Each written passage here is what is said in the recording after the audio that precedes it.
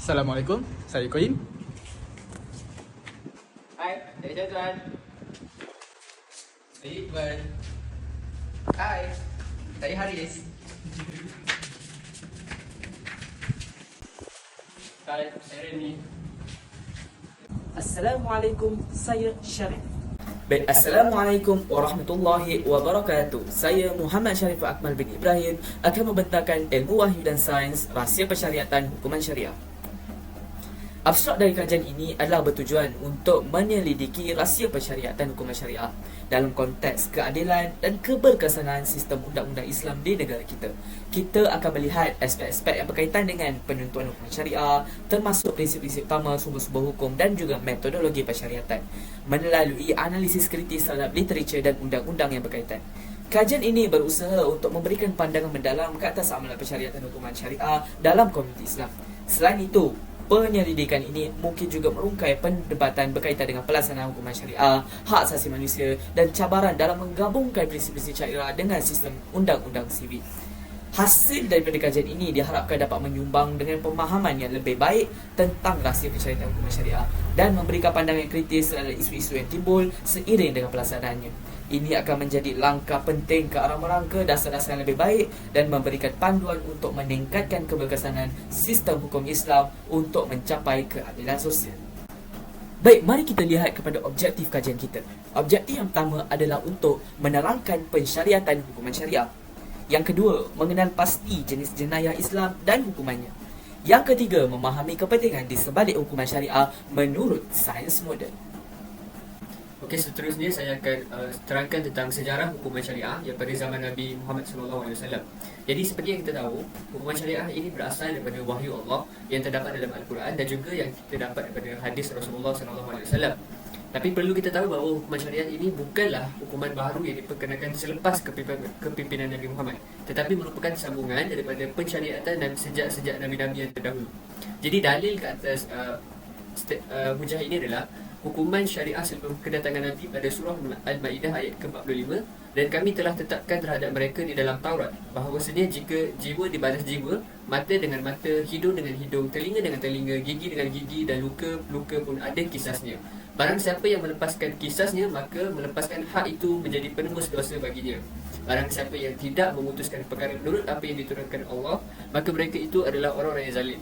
Apa yang kita dapat daripada dalil dan ayat ini adalah kita dapat tahu bahawa wujudnya hukuman pensyariatan ini pada zaman Nabi Musa kerana adanya dalam kitab Taurat, dan Allah juga mewujudkan bahawa setiap umat itu setimpal dengan apa kesalahan yang dibuat.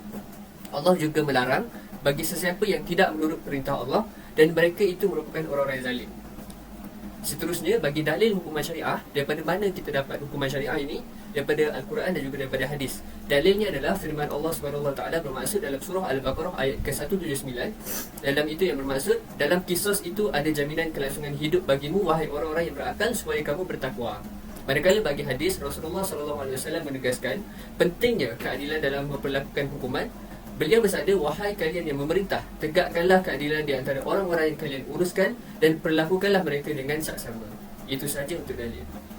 Okey, seterusnya adalah berkaitan dengan seksual tabi'in. Jadi, apa maksud seksual tabi'in? Seksual tabi'in adalah perlakuan seks yang secara umumnya tidak boleh diterima secara sosial dan juga tidak boleh diterima oleh kebanyakan agama dan budaya. Jadi, seksual tabi'in ini ada banyak jenis. Contohnya adalah sumbah mahram, seks di khalayak ramai, seks secara berkumpulan, dan juga yang paling biasa kita dengar, gay ataupun lesbian. Jadi, hukuman untuk seksual tabi'in ini ada banyak. Semuanya sebab banyak jenis seksual tabi'i, banyaklah hukumannya. Tapi yang paling selalu dilakukan adalah rejam sampai mati, iaitu dikenakan kepada pelaku gay ataupun lesbian. Jadi, antara contoh isu semasa yang berkaitan dengan seksual tabi'i adalah seperti berita yang kami paparkan ini, iaitu di mana seorang lelaki telah menceraikan isterinya, talak 3 hanya kerana isterinya menolak pelawaannya untuk melakukan seksual tabi'i, ataupun suaminya ingin melakukan liwat tetapi isterinya menolak dan suaminya telah menceraikannya talak 3. Seterusnya kita masuk kepada bab zina. Zina dari segi bahasa ialah persetubuhan yang tidak sah atau haram, manakala dari segi syarak pula ialah persetubuhan haram yang disengajakan. Zina terbagi pada dua, iaitu zina muhsan dan juga zina ghair muhsan. Muhsan ialah pezina yang telah berkahwin, manakala ghair muhsan pula ialah pezina yang belum berkahwin. Bagi musan, hukumannya adalah sebatan sebanyak 100 kali. Manakala ghair musan, hukumannya rejam hingga mati. Jadi isu semasa bagi zina ialah yang pertama, isu sugar baby dan sugar daddy semakin berluasa di kalangan mahasiswa dan mahasiswi di IPTA maupun IPTS. Yang kedua ialah pemberian kondom secara percuma di IPTA dan IPTS dengan tujuan untuk memberi informasi tentang sex education, namun disalahgunakan oleh mahasiswa dan mahasiswi. Bismillahirrahmanirrahim. Jadi seterusnya kita akan pergi kepada murtad dan mempersendakan agama. Sebenarnya jenayah ini adalah merupakan sebuah jenayah dalam Islam, dan kita boleh lihat daripada pandangan jumhur fuqaha di mana mereka telah menyimpulkan maksud murtad daripada pandangan 4 mazhab dalam Islam, iaitu mereka menyatakan bahawa murtad adalah seseorang Islam secara pilihan dengan Islamnya telah memutuskan untuk keluar sama ada dengan ucapan, perbuatan atau iktikad, atau meragui apa yang telah dimaklumi dalam agama secara darurat. Dan antara syarat seseorang itu telah murtad termasuklah sama ada pengisytiharan dengan ucapan, perbuatan atau niat. Dan seseorang itu murtad boleh jadi kerana dia telah keluar sama ada secara bergurau, ingkar dan iktikad, di mana hukumannya ialah pertama, pesalah hendaklah wajib bertaubat. Selalunya pesalah akan diberikan masa 3 hari 3 malam oleh penguasa untuk bertaubat, dan seterusnya akan diberikan amaran. Dan akhir sekali, jika tiada petanda bahawa pesalah akan bertaubat, maka dibolehkan untuk penguasa untuk memberikan hukuman bunuh kepada pesalah yang murtad. Contoh yang boleh diberikan ialah kes Fatimah Tan yang syahadahnya adalah tidak sah kerana dia telah memeluk Islam hanya untuk mengahwini lelaki Iran, dan dia tidak pernah pun solat dan masih menyembah tokong. Kisah Duli Jalaluddin di mana dia telah keluar daripada Islam menjadi seorang atheist kerana keadaan sekeliling dia yang membawa kepada pemahaman Islam yang salah. Dan seterusnya adalah kisah Sharifah Nur Hafizah Wan Hussein di mana dia telah pun mencabar mahkamah syariah untuk keluar daripada Islam. Sekian saja daripada saya, tajuk murtad dan mempersendakan agama. Baiklah, kita akan pergi kepada hikmah. Pertama, hikmah terhadap jika kita mencegah seks luar tabi'i. Pertama ialah kita dapat mencegah penyakit seksual.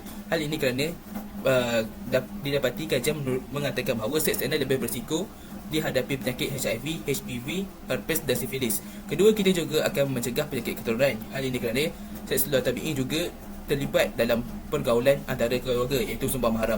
Dan sumbang mahram boleh menyebabkan penyakit keturunan kepada bayi serta masalah hati, jantung serta buta. Dan akhir sekali ialah mencegah penyakit mental. Hal ini kerana seperti yang kita tahu, masalah-masalah seperti gay dan lesbian boleh menyebabkan masalah bipolar dan kecederaan identiti bagi golongan yang berikut. Terusnya kita bagi hikmah kepada murtad dan mempersedekahkan agama. Pertama adalah hikmahnya kita akan dapat menjauhi daripada perasaan kurang sensitif kepada masyarakat, kerana kita tidak mengambil ringan dan remeh perihal mana-mana agama serta mengutuk tanpa memerlukan perasaan penganutnya.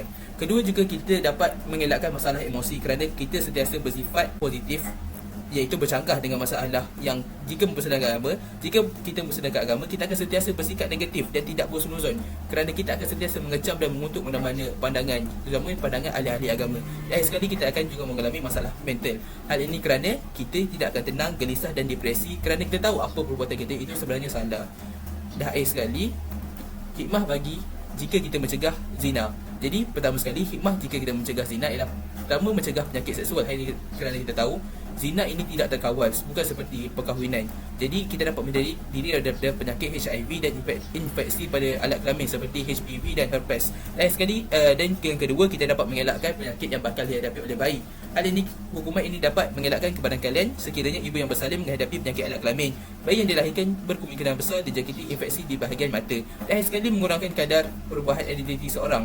Jadi perkara ini jelas terhadap wanita yang mengandungkan anak luar nikah lebih cenderung untuk stres dan dihadapi penyesalan serta malu. Hal ini akan mengubah identiti wanita tersebut. Baik, faham tak tadi? Mari kita pergi kepada rumusan kajian kita. Kajian ini bertujuan untuk menerangkan pensyariatan jenis dan hikmah di sebalik rahsia pensyariatan hukuman syariah. Sudah terang lagi bersuluk asbab kenapa perkara-perkara ini diharamkan dalam Islam, kerana ia bertentangan dengan fitrah manusia seperti percintaan sesama jenis, murtad, berzina bagi yang sudah berkahwin maupun belum. Dengan ini terbukti bahawa hukuman syariah membawa banyak kepentingan dalam hidup seharian kita melalui pendalaman undang-undang Islam. Cadangan kami agar hukuman syariah dapat diimplementasikan oleh pihak penguasa negara untuk mencapai keadilan sosial yang lebih baik. Harapan kami agar kajian ini dapat memberikan wawasan yang kritis kepada negara dan masyarakat di seantero dunia. Baik, ini adalah rujukan-rujukan kami. Sekian, wabillahi wa taufiq wal hidayah. Wassalamualaikum warahmatullahi wabarakatuh.